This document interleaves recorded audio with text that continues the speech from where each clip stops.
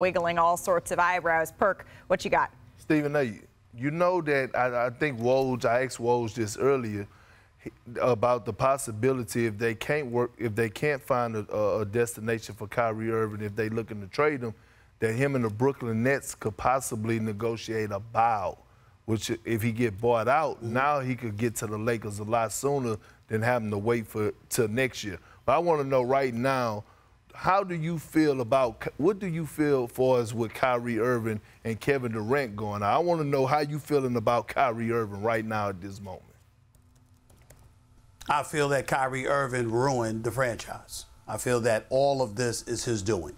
If Kyrie Irving had shown up to work, if he had been a more consistent presence, then he'd still be in Brooklyn. KD would still want to be in Brooklyn. They probably might have won a championship, or at least would have been knocking on the door again, because we all know that Kyrie Irving is a spectacular talent. The fact of the matter is that when you hear, you all know it, you cover the league, I know he and everybody close to him wants to blame me as if I'm the only one talking about him instead of the entire NBA community, but that's okay. Everybody knows late practices, showing up when you want, leaving when you want, going to the locker room after the coach conducted a practice and pulling players out to bring them on the court and conduct your own practices, assuming that you know what, you were going to play a significant role in who was going to be on the front office, who's going to be on the roster, et cetera, instead of coming there to work every day and simply doing your job. Is something that became too drama-filled to the point that in the media capital of the world, with the media descending down upon you,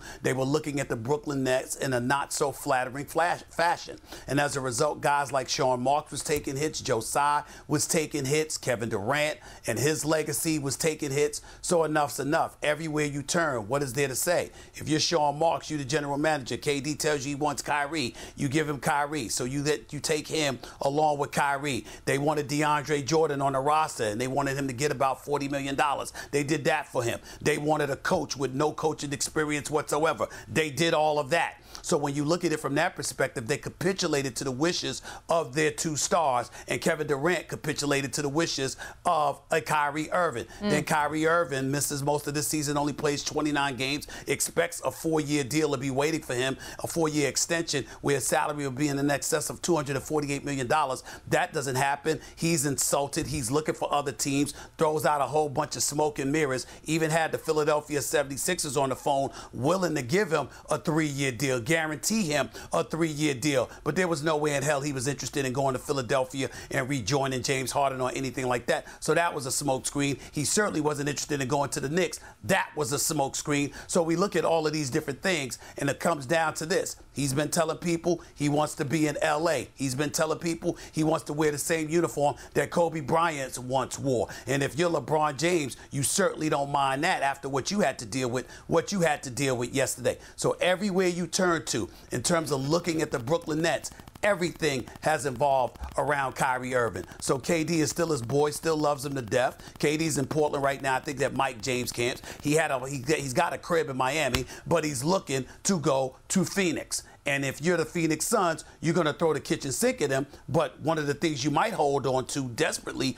is a Devin Booker. You drafted that dude. You don't want to let him go. He's considerably younger. He's a star in his own right. He's got a bright future ahead of him without any of the headaches. You want Kevin Durant with a Devin Booker. But Sean Marks doesn't have to capitulate, because remember, not only does Kevin Durant have 4 years left on his contract, y'all, he didn't have a player option in his contract. He is locked in for the next 4 years. So Sean Marks is saying, hell with all of that. I'm tired of all of these headaches, all the stuff they put me through. The worst thing I can possibly do is let Kevin Durant get away for little to nothing. I got to get the farm for Kevin Durant. And that is what Sean Marks is after. And all of this is because Kyrie Irving did the things that he did, and the franchise right now is up in flux because of the great Kyrie Irving.